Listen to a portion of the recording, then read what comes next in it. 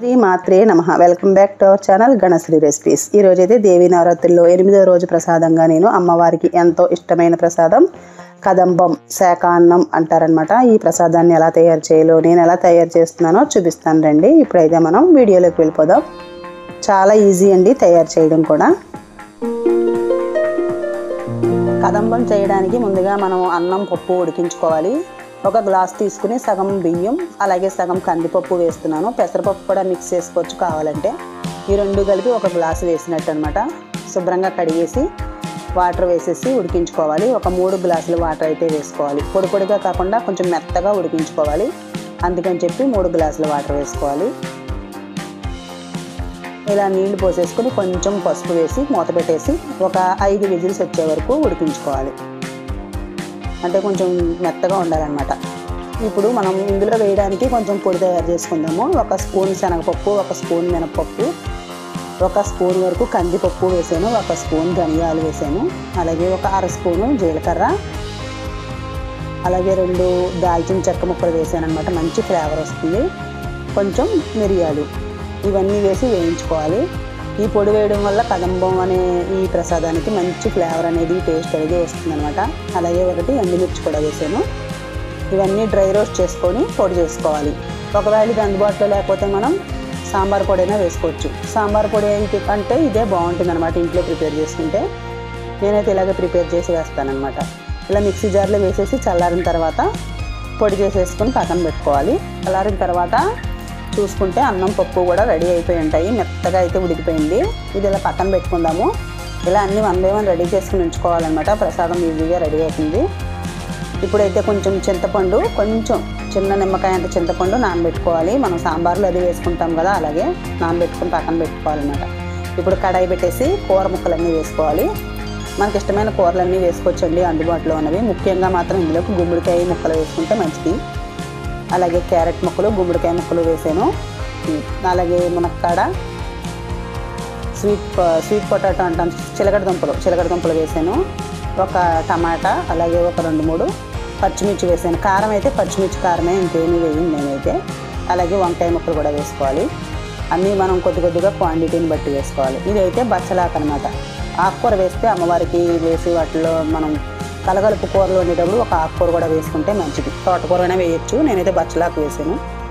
ఇప్పుడు చింతపండు పులుసు తీసేసాను కదా, అది 1 కప్పు వేసి ఒక 3-4 కప్పుల వరకు వాటర్ వేసుకోవాలి. నేనైతే ఇక్కడ ఒక 3 కప్పుల వాటర్ ఎక్స్ట్రా వేసాను. సరిపడినంత సాల్ట్ కూడా వేసేసి కొంచెం పసుపు వేసేసి కొంచెం కొత్తిమీర కూడా వేసేసి మూత పెట్టేసి ఈ ముక్కలన్నీ ఉడకాలన్నమాట చింతపండు రసంలో. కొద్దిసేపు అయితే తొందరగానే ఉడికిపోతాయి. ఇందులో గుమ్మడికాయ ముక్క ఉడికితే మిగిలినవన్నీ ఉడికిపోతాయి. చూసారు కదా, అన్నీ ఉడికిపోయాయి. ఇష్టమైన కూరలు అంటే అన్ని రకాలు వేసుకోవచ్చండి, ఇవే వేయాలని ఏమి లేదు. కానీ గుమ్మడికాయ వేస్తే చాలా మంచిది అంటారు. అందుకని గుమ్మడికాయ కంపల్సరీ ఉంటే మిగిలిన మనకున్న అందుబాటులో ఉన్న కూరలన్నీ వేసుకోవచ్చు. ఇప్పుడు అన్నం పప్పు ఇందులో వేసేస్తున్నాను. వేసేసి ఒకసారి మెత్తగా మొత్తం అంతా కలిపేసుకోవాలి. పులుసు సాంబార్లు అంటేనే మనం గుమ్మడికాయ మునక్కాడ కంపల్సరీ వేస్తూ ఉంటాం కదా. ఇప్పుడైతే మొత్తం అంతా కలిపేసి ఇందులోకి నేను పొడి తయారు చేశాను కదా, మసాలా పొడి, అది వేసేస్తున్నాను. ఆ వీడియో స్కిప్ అయింది. ఇందులో వేసేసి మూత పెట్టేసి కలిపేసి కొంచెం సేపు ఉడికించుకోవాలన్నమాట. మొత్తం బాగా మిక్స్ అవ్వాలి. కొంచెం చిక్కబడాలన్నమాట, కొంచెం దగ్గర పడే వరకు. ఎక్కువ టైం ఏం పట్టదండి, ఒక 2-3 నిమిషాల్లో మనకి రెడీ అయిపోతుంది కదంబం అనేది. కొద్దిగా బెల్లం కూడా వేసుకోవాలి, టేస్ట్ కోసం అనమాట. మరీ ఎక్కువ వేయకూడదు, కొంచెం వేసుకుంటే సరిపోతుంది. ఒకసారి అంతా కలిపేస్తే రెడీ అయిపోయినట్లండి. దీంట్లోకి మనం పోపు వేసుకుందాము. ఈ కదంబాన్ని శాకాన్నం అని కూడా అంటారండి. ఇకైతే ఇది మనం దింపేసుకోవచ్చు, స్టవ్ ఆఫ్ చేసేసుకోవచ్చు. ఇప్పుడు మనం దీంట్లో పోపు వేసుకుందాము. ఇంకా వేరే కడాయి పెట్టుకుని ఒక 2 స్పూన్లు నెయ్యి వేస్తున్నాను.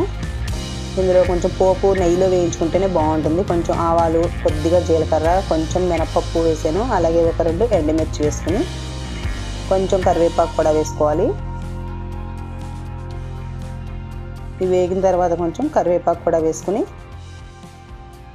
కొంచెం చిటపట్లాడుతుంది కదా, కొంచెం ఇంగువ. అంతేనండి, పోపు అంటే ఇవే వేసుకోవాలి. స్టవ్ కట్టేసి మనం అందులో కలిపేసుకోవడమే. మంచి ఫ్లేవర్ వస్తుందన్నమాట ఇలా ఇంగు పోపు వేసుకుంటే.